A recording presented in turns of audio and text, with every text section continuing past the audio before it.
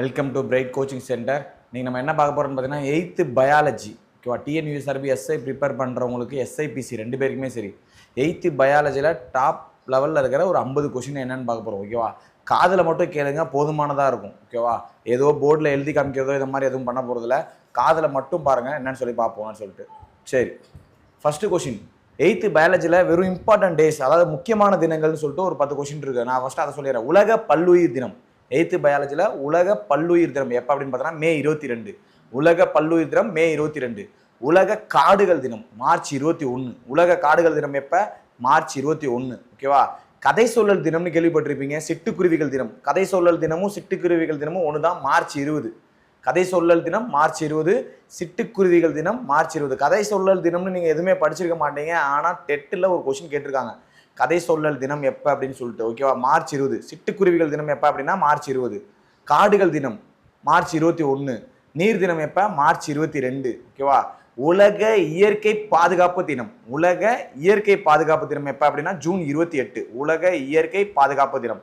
சுற்றுச்சூழல் தினம் எப்போ அப்படின்னு பார்த்தோன்னா ஜூன் 5. சுற்றுச்சூழல் தினம் ஜூன் 5. ஓசோன் தினம் எப்போ அப்படின்னு கேட்பாங்க. ஓசோன் தினம் செப்டம்பர் 16. ஓசோன் தினம் செப்டம்பர் 16. மறுபடியும் ரீகால் பண்ணுறேன். உலக பல்லுயிர் தினம், பல்லுயிர் தினம்னா மே 22.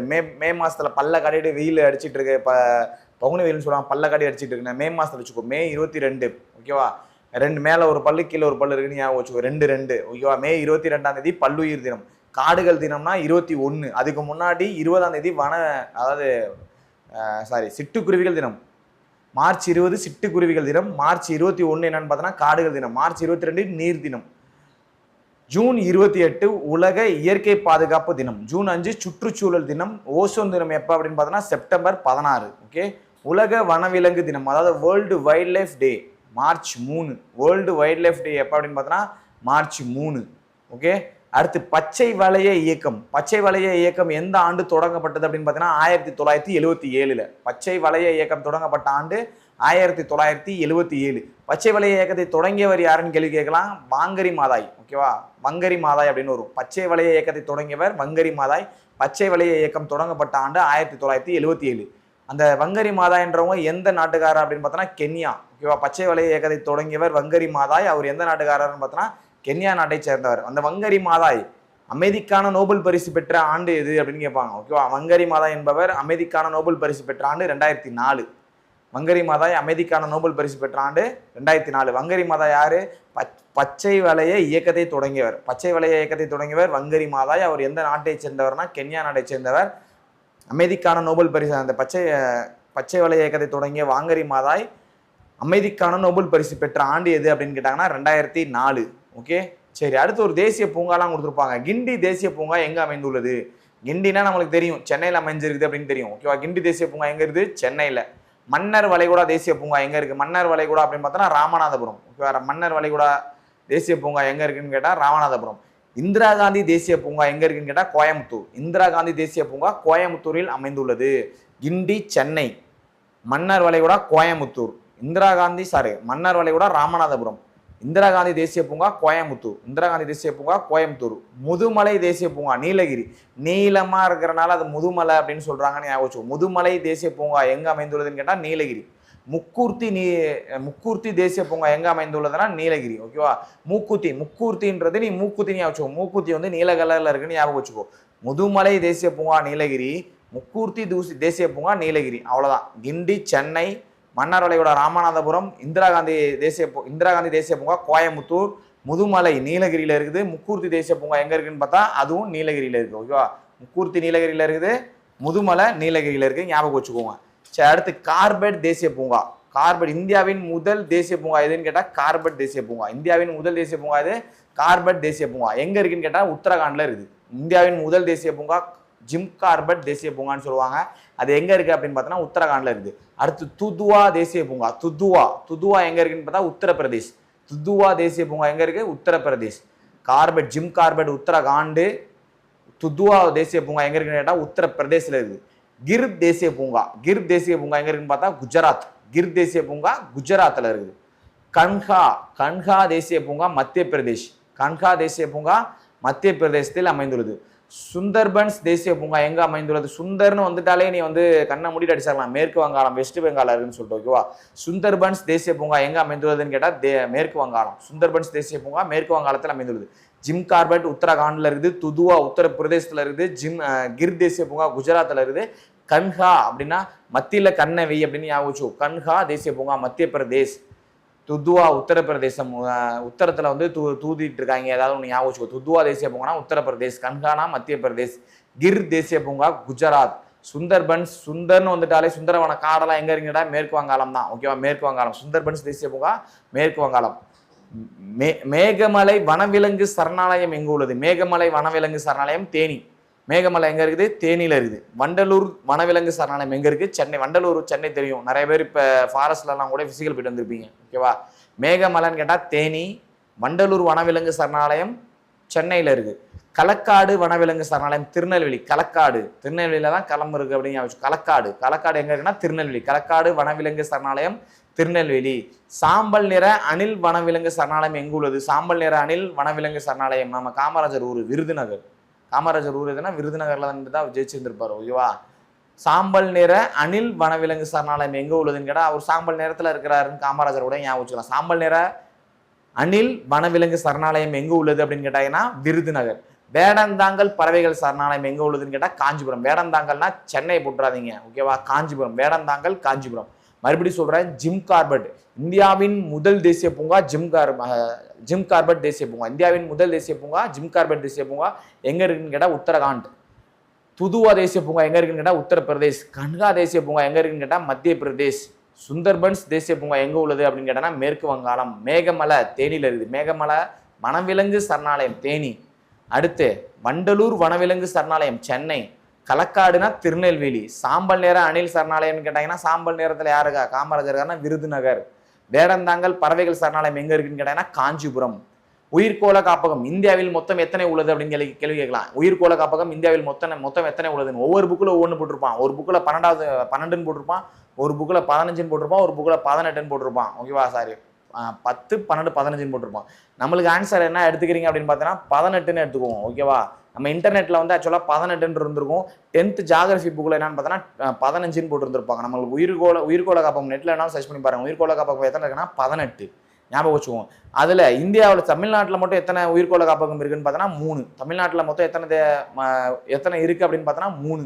எங்கே தமிழ்நாட்டில் இருக்குது அப்படின்னு பார்த்தோன்னா மன்னர் வளைகுடாவில் இருக்கும், நீலகிரியில் இருக்கும், அப்புறம் இன்னொரு மலை டக்குன்னு ஞாபகம் வர. சரி, ஞாபகம் வந்தால் கமெண்ட் பண்ணுங்க, ஓகேவா? மன்னர் வளைகுடா, நீலகிரி, அப்புறம் இன்னொரு மலை. அந்த மலை பேர் டக்குன்னு ஞாபகம் வரமாட்டேது, உள்ள இருக்கு, இங்கே வரல. சரி, 3. தமிழ்நாட்டில் உயிர்கோள காப்பகம் எத்தனை இருக்குன்னு கேட்டால் 3 உயிர்கோள காப்பகம் இருக்குது, ஓகேவா? மன்னர் வளைகுடா, நீலகிரி. இப்போதைக்கு ஞாபகம் இன்னொன்று நான் சொல்கிறேன். நந்தாதேவி உயிர்கோள காப்பகம். நந்தாதேவி எங்கே இருக்குன்னு கேட்டால் உத்தரப்பிரதேஷ். நந்தாதேவி எங்கே இருக்குது? உத்தரப்பிரதேசத்தில் இருக்குது. நோக்ரெக் மேகாலயா. மேகத்தை நோக்குறோம் அப்படின்னு ஞாபகம் வச்சுக்கோ. இல்லை மேகான ஏதாவது ஒரு பொண்ணை ஞாபகம் வச்சுக்கோ, அவங்கள நோக்குறோன்னு ஞாபகம் வச்சுக்கோ. மேகாலயா அப்படின்னு கேட்டால் நோக்ரெக் உயிர்கோள காப்பகம் எங்கே அமைந்துள்ளதுன்னா மேகாலயா. லாஸ்ட் டைம்ல கூட ஒரு கொஸ்டின் கேட்டிருந்திருப்பாங்க நினைக்கிறேன். உயிர்கோள காப்பகத்தை வச்சு ஒரு கேள்வி வந்திருக்கும். அதனால உயிர்கோள காப்பகம் முக்கியம், ஞாபகம் வச்சுக்கோங்க. நந்தாதேவினா உத்தரப்பிரதேஷ். நந்தா உத்தரத்துல உட்கார்ந்துருக்கான் அப்படின்னு ஞாபகம் வச்சுக்கோ, ஓகேவா? நோக்கரக்குனா மேகாலயா. மனாஸ் அசாம். சுந்தர்பன்ஸ் உயிர்கோள காப்பகம். சுந்தர்னாலே நான் என்ன சொன்னேன்? மேற்கு வங்காளம் சொன்னேன். சுந்தர்பன்ஸ் உயிர்கோள காப்பகம் எங்க அமைந்துள்ளதுன்னு கேட்டா மேற்கு வங்காளம். மன்னார் வளைகுடா, நீலகிரி தெரியும், தமிழ்நாடு, ஓகேவா? அந்தமான் நிக்கோபார், அதாவது நிக்கோபார் எங்க இருக்குன்னு கேட்டாங்கன்னா அந்தமான்ல இருக்குது. சிமிலிபால் எங்க இருக்குன்னு கேட்டா ஒடிசா. சிமிலிபால் உயிர்கோள காப்பகம் எங்க இருக்குன்னு கேட்டீங்கன்னா ஒடிசால இருக்கு, ஓகேவா? சிமிலிபால் எங்க இருக்குது? ஒடிசால இருக்குது. சரி, அடுத்து புலிகள் பாதுகாப்பு திட்டம். ஆக்சுவலா நம்மளுக்கு வந்து இந்தியாவில் வந்து 1972 வரை என்னதான் தேசிய விலங்கு, இந்தியாவின் தேசிய விலங்கு என்னன்னு கேட்டா சிங்கமா இருந்துச்சு. 72ல் புலிகள் பாதுகாப்பு சட்டம்னு ஒன்று போட்டு, அதாவது வனவிலங்கு பாதுகாப்பு சட்டம், புலிகள் பாதுகாப்பு சட்டம்லாம் ஒன்று தான் 1972 போட்டாங்க. அதன் பிறகு என்னவா வந்துச்சுன்னா இந்தியாவின் தேசிய விலங்கு புலியா அறிவிச்சாங்க, ஓகேவா? புலிகளோட எண்ணிக்கை குறைவா இருக்குது அப்படின்றதுக்காக மாத்துறாங்க ஃபுல்லாவே. இந்தியாவின் தேசிய விலங்கு எதுன்னு கேட்டால் புலி. அவன் 72லேருந்து முன்னாடி என்னவா இருந்துச்சுன்னு பார்த்தா சிங்கம், ஓகே? சரி, ஒரு குறிப்பிட்ட பகுதியில் காணப்படும் விலங்குகளின் சிற்றினங்களை என்னன்னு சொல்லி அழைக்கிறாங்க? குறிப்பிட்ட பகுதியில தான் காணப்படுது அந்த விலங்குகளின் சிற்றினங்கள். அதை என்னன்னு சொல்லி அழைக்கிறாங்கன்னா ஃபானா. பானா. ஓகேவா, குறிப்பிட்ட பகுதியில் காணப்படும் விலங்குகளின் சிற்றினங்களை பானா என்று அழைக்கின்றனர். அதே குறிப்பிட்ட பகுதியில் காணப்படும் தாவரங்களின் சிற்றினங்களை என்னன்னு அழைக்கிறாங்கன்னா புளோரா. விலங்குகளின் சிற்றினங்கள், ஒரு குறிப்பிட்ட பகுதியில் காணப்படும் விலங்குகளின் சிற்றினங்களை என்னன்னு அழைக்கிறாங்கன்னா பானான்னு சொல்லி அழைக்கிறாங்க. ஒரு குறிப்பிட்ட பகுதியில் காணப்படும் தாவரங்களின் சிற்றினங்களை என்னன்னு சொல்லி அழைக்கிறாங்கன்னா புளோரா அப்படின்னு சொல்லி அழைக்கிறாங்க. ஓகேவா, புலிகள் பாதுகாப்பு திட்டம் பார்த்தோம் 1972. வனவிலங்கு பாதுகாப்பு சட்டம் அப்படின்னாலும் 1972. புலிகள் பாதுகாப்பு திட்டம் 1972, வனவிலங்கு பாதுகாப்பு சட்டம் 1972. இந்த வனவிலங்கு பாதுகாப்பு திட்டத்தை எந்த ஆண்டு முதல் செயல்படுத்துறாங்க அப்படின்னு பார்த்தா 72ல சட்டம் போட்டு 73ல இருந்தா நடைமுறைப்படுத்துறாங்க. ஓகேவா, 73ல இருந்து தான் புலி, 73க்கு முன்னாடி வர சிங்கம் இருந்துச்சு. 73ல ஏப்ரல் 1ஆம் தேதியில இருந்து செயல்படுத்துறாங்க. வனவிலங்கு பாதுகாப்பு திட்டம் எந்த ஆண்டு முதல் செயல்படுத்தப்பட்டது அப்படின்னு பார்த்தோம்னா 1973 ஏப்ரல் 1. 1973 ஏப்ரல் 1 வனவிலங்கு பாதுகாப்பு திட்டம் அப்படின்றது. ஓகேவா, சரி. வன பாதுகாப்பு சட்டம், வனவிலங்கு பாதுகாப்பு சட்டம் 1972. வன பாதுகாப்பு சட்டம்னா 1980. வன பாதுகாப்பு சட்டம் அதாவது காடுகள் பாதுகாப்பு சட்டம். வனம்ன்றதுதான் காடு. வன பாதுகாப்பு சட்டம் எப்ப அப்படின்னு பார்த்தா 1980 வன பாதுகாப்பு சட்டம் அப்படின்றது. சுற்றுச்சூழல் பாதுகாப்பு சட்டம் எப்ப அப்படின்னு பார்த்தா 1986. ஓகேவா, வன விலங்கு பாதுகாப்பு சட்டம்னா 1972, வன பாதுகாப்பு சட்டம்னா 80, சுற்றுச்சூழல் அப்படின்னா 86. சுற்றுச்சூழல் பாதுகாப்பு சட்டம்னா எப்ப 1986. 3 ஞாபகம் வச்சுக்கோங்க, ஒரே ரிலேட்டடா வருது. ஓகேவா, 3 இங்க நல்லா ஞாபகம் வச்சுக்கோங்க. அடுத்து யானைகள் பாதுகாப்பு சட்டம். யானைகள் பாதுகாப்பு சட்டம் வேற, பாதுகாப்பு திட்டம் வேற. பாதுகாப்பு திட்டம் ஃபர்ஸ்ட் நம்ம திட்டத்தை பார்த்துடலாம். ஓகேவா, புலிகள் பாதுகாப்பு திட்டம் எப்ப பார்த்தோம் 1973ல பார்த்தோம். புலிகள் பாதுகாப்பு திட்டம் 1973. யானைகள் பாதுகாப்பு திட்டம் 1992. யானையை பாதுகாக்கிறதுக்காக ஒரு திட்டம் போடுறாங்க. எந்த வருஷத்துல இருந்து 92ல இருந்து யானைகள் பாதுகாப்பு திட்டம் 1992. முதலைகள் பாதுகாப்பு திட்டம், முதலையை பாதுகாப்புன்றது 76. முதலைகள் பாதுகாப்பு திட்டம் நம்ம 76 1976 முதலைகள் பாதுகாப்பு திட்டம். அந்த 76ன்றது நம்ம சிவிக்ஸ்ல என்ன பார்த்துருப்போம், 42வது சட்ட திருத்தம் 1976. 44வது சட்ட திருத்தம்னா 1978 பார்த்துருந்துருப்பீங்க. 42னா 4 2 கூட்டினா 6, 76.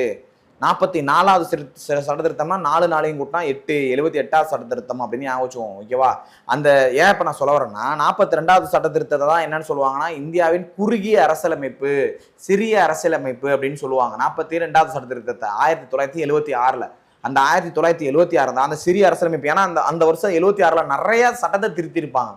அதனால அதை என்னன்னு சொல்ல அது வந்து முதல்ல மாதிரி இருக்கு, நிறைய திருத்திருக்காங்க, இவ்வளவு பெரிய முதலை அப்படின்னு ஞாபகம் வச்சுக்கோ. அந்த முதலையெல்லாம் பாதுகாக்கிறாங்க அதே 76ல. முதலைகள் பாதுகாப்பு திட்டம் எப்பன்னு கேட்டா 76 ஞாபகம் வச்சுக்கோ. ஓகேவா, புலிகளை பாதுகாக்கிறது 73, யானையை பாதுகாக்கிறது 92, முதலையை பாதுகாக்கிறது 1976.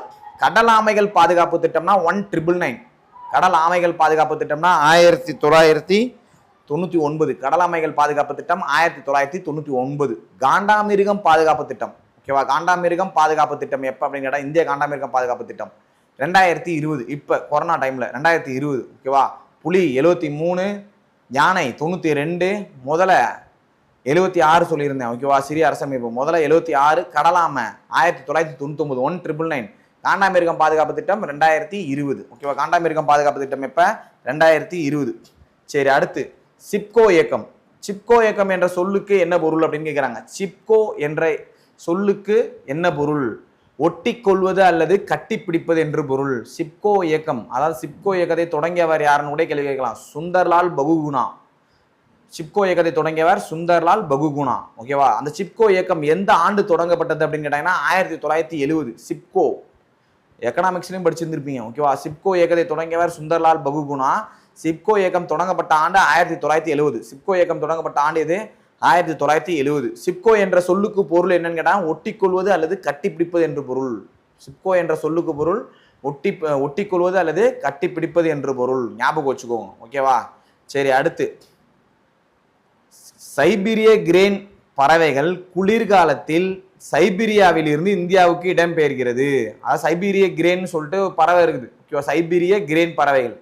சைபீரிய கிரேன் பறவைகள் வந்து குளிர்காலத்துல சைபீரியாவில இருந்து இந்தியாவுக்கு இடம்பெயருது அப்படின்னு சொல்றான். சைபீரிய கிரேன் பறவைகள் சைபீரியாவில இருந்து இந்தியாவுக்கு இடம்பெயருது. கிட்டத்தட்ட ஒரு நாள்ல சராசரியா 200 மைல் பயணிக்குது அப்படின்னு சொல்றாங்க. ஒரு நாள்ல சைபீரிய கிரேன் பறவை எங்க குளிர்காலத்துல சைபீரியாவில இருந்து இந்தியாவுக்கு வருது. எந்த காலத்தில் சைபீரிய கிரேன் பறவைகள் சைபீரியாவிலிருந்து இந்தியாவுக்கு இடம்பெறுகிறது. கோடைக்காலம், மழைக்காலம், குளிர்காலம், இதை மாதிரி ஆப்ஷன்ல கொடுக்கலாம். ஓகேவா? குளிர்காலத்துல அங்க அதிகமா குளிர் இருக்கிறனால இங்க இப்ப இடம்பெறுதுன்னு கூட ஞாபகம் வச்சுக்கோ. ஓகேவா? சைபீரிய கிரேன் பறவைகள் குளிர்காலத்துல சைபீரியாவில இருந்து இந்தியாவுக்கு இடம்பெயருது அப்படின்னு சொல்றாங்க. ஒரு நாளைக்கு மட்டும் 200 மைல் கிராஸ் ஆகுதுன்னு சொல்றாங்க. அப்போ ஒரு மைல் என்பது எவ்வளோ? ஒரு மைல்னா எவ்வளோன்னு சொல்லுவோம் பார்க்கலாம். 1.609 கிலோமீட்டர், அதாவது 1.5 கிலோமீட்டர். தோராயமா சொல்லணும்னா 1.5 கிலோமீட்டர். அக்யூரேட்டா சொல்லணும்னா 1.5 கிலோமீட்டர்னா 500 மீட்டர் வரும். அந்த 500 இல்லாமல் இது 600, 1.609 கிலோமீட்டர், 1.609 கிலோமீட்டர். ஓகேவா? அதுதான் 1.5 கிலோமீட்டர்னு சொல்லுவாங்க சராசரியா ஒரு மைல்ன்றது. அது 200 மைல் கிராஸ் ஆகுதுன்னு சொல்றாங்க. அப்ப கிட்டத்தட்ட எவ்வளோ? 200 × 1.5 300 கிலோமீட்டருக்கு மேல போகுது. ஓகேவா? சரி, அடுத்து பார்ப்போம். சைபீரிய கிரேன் பறவை குளிர்காலத்தில் சைபீரியாவில இருந்து இந்தியாவுக்கு இடம்பெயருது. உலகின் மிகப்பெரிய மலைக்காடு எது அப்படின்னு கேட்கிறாங்க. உலகின் மிகப்பெரிய மலைக்காடு எதுன்னு கேட்டா அமேசான் காடு. உலகின் மிகப்பெரிய மலைக்காடு அமேசான் காடு. அமேசான் காடு எங்க இருக்குது? பிரேசில்ல இருக்குது. ஓகேவா? அமேசான் காடு எங்க இருக்குது? பிரேசில்ல இருக்குது. அமேசானுடைய பரப்பளவு எவ்வளோன்னு பார்த்தா 60 லட்சம் சதுர கிலோமீட்டர். அமேசானோட பரப்பளவு 60 லட்சம் சதுர கிலோமீட்டர். அமேசான் காடு எங்க இருக்குது? பிரேசில்ல இருக்குது. உலகின் மிகப்பெரிய மலைக்காடு எது அப்படின்னு கேட்டாங்கன்னா அமேசான் மலைக்காடு. உலகின் மிகப்பெரிய மலைக்காடு அமேசான் மலைக்காடு, 60 லட்சம் சதுர கிலோமீட்டர் பரப்பளவு உடையது. அமேசான் காடு உலகில் எத்தனை சதவீத ஆக்சிஜனை உற்பத்தி செய்கிறது? உலகத்துல இருக்கிற அந்த அமேசான் காடு மட்டும் உலகத்துல இருக்கிற ஆக்சிஜன் உற்பத்தியில 20% ஆக்சிஜன் உற்பத்தியை அமேசானே உற்பத்தி செய்யுது அப்படின்னு சொல்றாங்க. உலகின் உள்ள காடுகளில் அமேசான் மட்டும் எத்தனை சதவீதம் ஆக்சிஜனை உற்பத்தி செய்கிறதுனா 20% ஆக்சிஜனை அமேசான் மட்டும் உற்பத்தி செய்கிறது. அதனால பூமியின் நுரையீரல் என்று அழைக்கப்படுவது எதுன்னு கேட்டா அமேசான் காடு. ஓகேவா? பூமியின் நுரையீரல் முக்கியமான கேள்வி. பூமியின் நுரையீரல் என்று அழைக்கப்படுவது எதுன்னு கேட்டீங்கன்னா அமேசான். பூமியின் நுரையீரல் என்று அழைக்கப்படுவது அமேசான். அப்படியே லாஸ்டா ஒரு டைம் ரீகால் கொடுக்கட்டா. சிப்கோ என்ற சொல்லுக்கு பொருள் ஒட்டி கொள்வது அல்லது கட்டிப்பிடிப்பது என்று பொருள். சிப்கோ இயக்கத்தை தொடங்கியவர் யாருன்னு கேட்டீங்கன்னா சுந்தர்லால் பகுகுணா. சிப்கோ இயக்கம் தொடங்கப்பட்ட ஆண்டு 1970. சைபீரிய கிரேன் பறவை குளிர்காலத்துல சைபீரியாவில இருந்து இந்தியாவுக்கு இடம்பெறும். சராசரியா ஒரு நாளைக்கு 200 கிலோமீட்டர் 200 மைல் இடம்பெயருது அப்படின்னு சொல்றாங்க. ஒரு மைல்னா 1.609 கிலோமீட்டர். அடுத்து மிகப்பெரிய மலைக்காடு எதுன்னு கேட்டா அமேசான் காடு, 60 லட்சம் சதுர கிலோமீட்டர் பரப்பளவு உடையது. 20% உலகிலேயே 20% ஆக்சிஜனை அமேசான் காடு தான் உற்பத்தி செய்யுதுன்னு சொல்றாங்க. அமேசான் எங்க இருக்குன்னு கேட்டா பிரேசில்ல இருக்குது. ஓகே, பூமியின் நுரையீரல் என்று அழைக்கப்படுவது எதுன்னு கேட்டா அமேசானை தான் சொல்றாங்க. பூமியின் நுரையீரல் என்று அழைக்கப்படுவது இது அமேசான். சரி, அடுத்து சமூக வனவியல் என்ற சொல் முதலில் அமலுக்கு வந்த ஆண்டு எது? சமூக வனவியல் என்ற சொல். ஓகேவா? சமூக வனவியல் என்ற சொல் முதலில் அமலுக்கு வந்த ஆண்டு எதுன்னு கேட்டாங்கன்னா 1976. சமூக வனவியல் என்ற சொல் அமலுக்கு வந்த ஆண்டு 1976. ஓகேவா? ஞாபகம் வச்சுக்கோங்க. வனவியல், சமூக வனவியல் என்ற சொல் அமலுக்கு வந்த ஆண்டு 1976 அப்படின்னு ஞாபகம் வச்சுக்கோங்க. அழிந்து போன உயிரினங்கள் பூமியின் மீது இருந்து முற்றிலுமா மறைஞ்சு போயிடுச்சு. பூமியில ஒரு காலகட்டத்தில் வாழ்ந்துட்டு இருந்த உயிரினம் அது இப்ப சுத்தனா அழிஞ்சு போயிடுச்சுன்னு சொல்றாங்க. அழிந்து போன உயிரினங்களுக்கு எடுத்துக்காட்டு டைனோசர், டூட்டோ. டைனோசர் வந்து இப்ப கிடையாது. இப்ப ஏதாவது ஒரு உயிரினம் எங்கேயாவது உலகத்துல எங்கேயாவது வாழ்ந்துட்டு இருக்கா? கிடையாது. எலும்பு கூட மட்டும் தான் வச்சுட்டு இருக்காங்க. அழிந்து போன உயிரினங்களுக்கு எடுத்துக்காட்டு டைனோசர், இன்னொன்னு டூட்டோ. ஓகேவா? இன்னொன்னு டூட்டோ. அழிந்து போன உயிரினங்களுக்கு எடுத்துக்காட்டு டைனோசர் மற்றும் டூட்டோ. ஞாபகம் வச்சுக்கோங்க. இந்தியாவில் கிட்டத்தட்ட 132 வகையான தாவரம் அல்லது உயிரினங்கள் அழியும் தருவாயில் உள்ளது. இப்ப அழியிற தருவாயில இருக்குதுன்னு சொல்றான். அழிந்து போன உயிரினத்துக்கு எடுத்துக்காட்டு சொல்றான் டைனோசரும் டூட்டோவும். 132 தாவரங்கள் மற்றும் விலங்கின உயிரினங்கள் வந்து இப்ப வந்து அழியிற தருவாயில இருக்கு. அந்த இனமே அழியிற தருவாயில இருக்கு அப்படின்னு சொல்றாங்க. 132 வகையானதை சொல்றாங்க. ஓகேவா? அழியும் தருவாயில் உள்ள விலங்குகள்னு சொல்லிட்டு அவங்க ஒரு பட்டியல கொடுப்பாங்க. அது நம்மளுக்கு தேவையில்லை. ஓகேவா? சரி, தமிழகத்தின் மாநில பட்டாம்பூச்சி. தமிழகத்தின் மாநில பட்டாம்பூச்சி எந்த பட்டாம்பூச்சி சொல்லுவாங்க? தமிழகத்தோடைய மாநில பட்டாம்பூச்சி. இப்போ எப்படி தமிழகத்தின் வனவிலங்கு எது? நீலகிரி வரையாடு. அது மாதிரி சொல்றோம்ல, அது மாதிரி தமிழகத்துல தமிழ்நாட்டுக்குன்னு சொல்லிட்டு மாநிலத்துக்குன்னு சொல்லிட்டு ஒரு பட்டாம்பூச்சி இருக்கு. அந்த பட்டாம்பூச்சியோட பேர் என்னன்னு கேட்டா ஏமன் பட்டாம்பூச்சி. தமிழகத்தின் மாநில பட்டாம்பூச்சிக்கு பேரு ஏமன் பட்டாம்பூச்சி.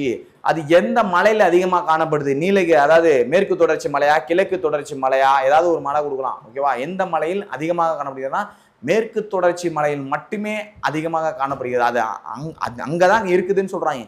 ஏமன் பட்டாம்பூச்சி எங்க அதிகமாக காணப்படுகிறதுன்னு கேட்டா மேற்கு தொடர்ச்சி மலையில. மேற்கு தொடர்ச்சி மலையில கிட்டத்தட்ட 32 பட்டாம்பூச்சி இனம் இருக்குதுன்னு சொல்றாங்க. மேற்கு தொடர்ச்சியில மட்டும் கிட்டத்தட்ட எத்தனை பட்டாம்பூச்சி இனம் இருக்குன்னு கேட்டாங்கன்னா 32 பட்டாம்பூச்சி இனம் இருக்குது. அதுல ஏமன் பட்டாம்பூச்சியும் ஒண்ணு. மேற்கு தொடர்ச்சி மலையில் காணப்படும் பட்டாம்பூச்சி இனங்களின் எண்ணிக்கை எத்தனை? 32. மேற்கு தொடர்ச்சி மலையில் காணப்படும் பட்டாம்பூச்சி இனங்களின் எண்ணிக்கை 32.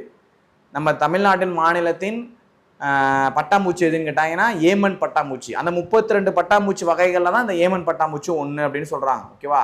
உலகின் பரப்பளவுல இந்தியாவின் பரப்பளவு எவ்வளவுன்னு கேட்கலாம். உலகின் பரப்பளவுல இந்தியாவின் பரப்பளவு 2.4%. உலகின் பரப்பளவுல இந்தியாவின் பரப்பளவு 2.4%. இந்தியா IUCN என்ற அமைப்பின் மாநில உறுப்பினரான ஆண்டு எது? IUCN சொல்லுவாங்க. ஓகேவா? இந்தியா IUCN என்ற அமைப்புல உறுப்பினரான ஆண்டு எதுன்னு கேட்டாங்கன்னா 1969. இந்த 1969 நிறையா இருக்கும். ஓகேவா?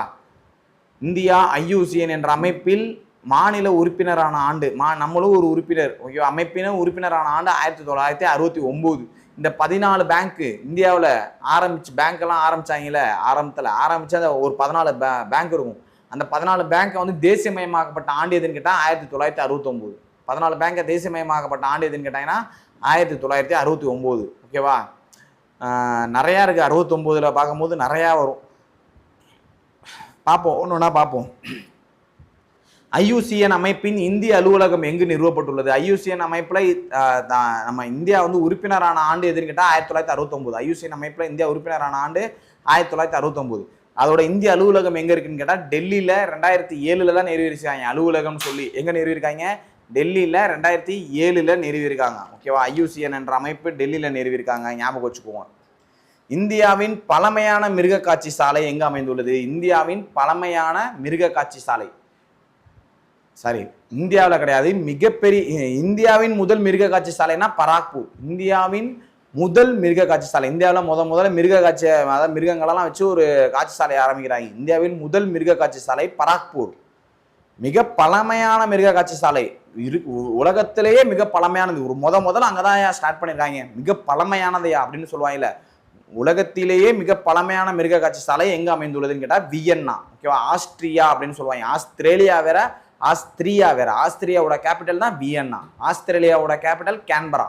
ஆஸ்திரேலியாவோட கேபிட்டல் கேன்பரா. ஆஸ்திரியாவோட கேபிட்டல் வியன்னா. மிக பழமையான மிருக காட்சி சாலை எங்க? ரொம்ப பழசு.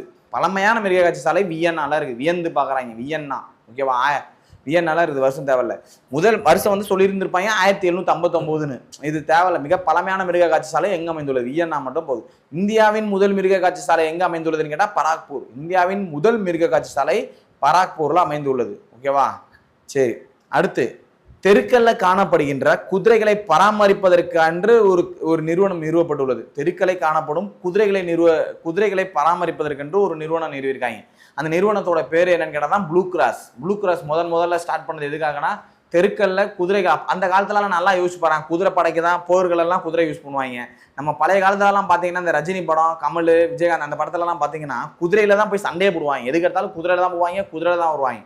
அதுக்கும் முன்னாடி காலத்துல மாடு வண்டி இருந்துச்சு. அதுக்கப்புறமேட்டு குதிரை வந்துச்சு. குதிரையை தான் இப்போ வந்து ப்ளூ கிராஸ்னு ஒன்று அமைச்சதுனால அதுக்கு பிறகு வந்து குதிரையை பயன்படுத்துறது தடை செஞ்சுட்டாங்க. ஓகேவா? குதிரைகளெல்லாம் துன்புறுத்துறாங்க அப்படின்னு சொல்லி அந்த படத்தில் இருக்கிற எல்லா நிறுவனத்துக்கும் கேஸ் போடுறதுனால குதிரைகளை பயன்படுத்துறது தடுக்கப்பட்டுருச்சு. இப்போ வந்து அந்த கிராஃபிக்ஸ் மூலமாக தான் படத்துலலாம் குதிரைகளை பயன்படுத்துகிறாங்க. அந்த குதிரையை பராமரிக்கிறதுக்காக நிறுவப்பட்ட நிறுவனம் தான் என்னன்னு கேட்டால் ப்ளூ கிராஸ் நிறுவனம். குதிரைகளை பராமரிப்பதற்காக ப்ளூ கிராஸ் நிறுவனம் நிறுவிருக்காங்க. ஓகேவா? எங்க ப்ளூ கிராஸ் நிறுவனம் முதல்ல நிறுவிருக்காங்கன்னா லண்டன். அதாவது இங்கிலாந்துல இருக்கிற லண்டன்ல தான் ப்ளூ கிராஸ் நிறுவனத்தை நிறுவிருக்கிறாங்க முதல்ல. சரி, அடுத்து பறவைகள் சரணாலயம் பார்த்துருவோமா? காரைவெட்டி பறவைகள் சரணாலயம். காரையே வெட்டுறாங்க. அரியலூர். காரைவெட்டி பறவைகள் சரணாலயம் எங்க உள்ளது அப்படின்னு கேட்டீங்கன்னா அரியலூர். காரைவெட்டி பறவைகள் சரணாலயம் அரியலூர். வடுவூர் பறவைகள் சரணாலயம் திருவாரூர். திருவாரூர்ல யாரோட ஊரு? கலைஞர், நம்ம முன்னாள் முதலமைச்சர் கலைஞர் அவர்களுடைய ஊர் என்னன்னு பார்த்தா திருவாரூர். அந்த இடத்துல ஒரு போனது ஒரு வடு மாதிரி அமைஞ்சிருக்கு அப்படின்னு ஞாபகம். வடுவூர் பறவைகள் சரணாலயம் எங்க அமைந்துள்ளது? திருவாரூர். காரைவெட்டி, காரையே வெட்டுறாங்க. அரியலூர். ஓகேவா? அறிகிறாங்க. அப்படி காரை வெட்டுறாங்க, அறிகிறாங்கன்னு ஞாபகம். காரைவெட்டி பறவைகள் சரணாலயம் அரியலூர். மேல செவ்வனூர் கீழே செவ்வனூர் பறவைகள் சரணாலயம் எங்க இருக்குன்னு கேட்டா ராமநாதபுரம். மேல செவ்வனூர் கீழே செவ்வனூர் பறவைகள் சரணாலயம் ராமநாதபுரம். மேல செவ்வனூர் கீழே செவ்வனூர் பறவைகள் சரணாலயம் ராமநாதபுரம். உதய மார்த்தாண்டம் பறவைகள் சரணாலயம். உதய சூரியன் யாருடையது? கலைஞர் அவர்களுடைய தான். அவருடைய ஊரு திருவாரூர் தான். உதய மார்த்தாண்டம்னு கேட்டாலும் திருவாரூரே நீங்க போட்டலாம். உதய மார்த்தாண்டம் பறவைகள் சரணாலயம் எங்க உள்ளதுன்னு கேட்டா திருவாரூர். உதயம் மார்த்தாண்டம் பறவைகள் சரணாலயம் திருவாரூர். அப்படியே கொஸ்டின் ரீகால் பண்ணுறேன். காரைவெட்டி பறவைகள் சரணாலயம் அரியலூர், வடுவூர் பறவைகள் சரணாலயம் திருவாரூர், மேலசெவனூர் கீழசெவனூர் பறவைகள் சரணாலயம் ராமநாதபுரம், உதயம் மார்த்தாண்டம் பறவைகள் சரணாலயம் எங்கே இருக்குன்னு கேட்டாங்கன்னா திருவாரூர். உதயம் மார்த்தாண்டம் பறவைகள் சரணாலயம் எங்கே இருக்குது? திருவாரூரில் இருக்குது. முக்கியமான நீர்வீழ்ச்சி தர்மபுரி. தர்மபுரியில் என்ன நீர்வீழ்ச்சி இருக்குன்னா ஒகேனக்கல். ஒகேனக்கல் நீர்வீழ்ச்சி எங்கே அமைந்துள்ளது? தர்மபுரி. ஆகாய கங்கை நாமக்கல். கிள்ளியூர் நீர்வீழ்ச்சி சேலம். கிள்ளியூர் சேலம். சேலம் மாம்பழத்தை கிள்ளி பார்க்குறாங்கன்னு வச்சுக்கோ. கிள்ளியூர் நீர்வீழ்ச்சினா சேலம். குற்றாலம் தென்காசி. குற்றாலம் தென்காசியில் இருக்குது. ஓகேவா? ஒகேனக்கல் தர்மபுரி, ஆகாய கங்கை நாமக்கல், கிள்ளியூர் சேலம், குற்றாலம் தென்காசி. அடுத்து கரையார் அணை என்று அழைக்கப்படும் அணை எது? கரையார் அணை என்று அழைக்கப்படும் அணை பாபநாசம். கரையார் அணை. கரையாதுன்னு ஞாபகம். பாபநாசத்தை போய் கரைக்கணும்னு சொல்லுவாங்க. கரையார் அணை. கரையார் அணை என்று அழைக்கப்படும் அணை பாபநாசம். முல்லை பெரியார் அணை கட்டி முடிக்கப்பட்ட ஆண்டு எது? முல்லை பெரியார் அணை கட்டி முடிக்கப்பட்ட ஆண்டு எது? 1895. முல்லை பெரியார் அணை கட்டி முடிக்கப்பட்ட ஆண்டு 1895. நீல நிற கிரானைட் பாறைகளால் ஆன மலை எது? நீல நிறத்துல கிரானைட் பாறையால் ஆன மலை எது அப்படின்னு கேட்குறாங்க. ஜவ்வாது மலை. நீல நிற கிரானைட் பாறைகளால் ஆன மலை எதுன்னு கேட்குறான். கிரானைட். நீல நிற கிரானைட் பாறைகளால் ஆன மலை ஜவ்வாது மலை. கரையார் அணை பாபநாசம். முல்லை பெரியார் அணை கட்டி முடிக்கப்பட்ட ஆண்டு எது? 1895. முல்லை பெரியார் அணையை கட்டினது நம்ம தமிழ்நாடு. அடிக்கடி முல்லை பெரியாரில் ஹைட் ஏற்றுறாங்க அது இதுன்னு சொல்லி பிரச்சனை பண்ணிகிட்டே இருக்கிறோம்ல. அது எந்த ஆண்டு தொடங்கப்பட்டதுன்னு கேட்டால் 1895. முல்லை பெரியார் அணை கட்டி முடிக்கப்பட்ட ஆண்டு 1895. நீல நிற கிரானைட் பாறைகளால் ஆன மலை எதுன்னு கேட்டால் ஜவ்வாது மலை. நீல நிற கிரானைட் பாறைகளால் ஆன மலை ஜவ்வாது மலை. கரையார் அணை என்ன சொன்னால் பாபநாசம். பாபநாசம் எங்கே அமைந்துள்ளதுன்னு கேட்டால் பாபநாசம் அணை எங்கே அமைந்துள்ளதுன்னு கேட்டால் திருநெல்வேலி. ஓகேவா? திருநெல்வேலியில் மணிமுத்தாறு இருக்கும், பாபநாசம் அணை இருக்கும். திருநெல்வேலியில் மணிமுத்தாறு இருக்குது, பாபநாசம் இருக்குது. ஓகேவா? சரி, இன்னைக்கு இது போதும்னு நினைக்கிறேன்.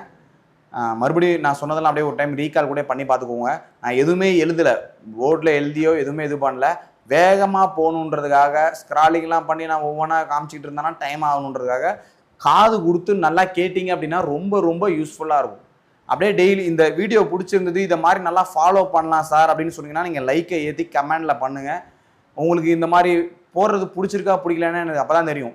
இந்த மாதிரி ஃபாலோ பண்ணலான்னு சொல்லிட்டீங்க அப்படின்னா டெய்லி 100 கொஷின் கூட அப்படியே நான் சொல்லிக்கிட்டே இருப்பேன். 100 கொஷின் 150 கொஷின். இப்போவே நான் 50ன்னு சொல்லியிருப்பேன், ஆனால் நிறையா தான் சொல்லியிருப்பேன். ஓகேவா?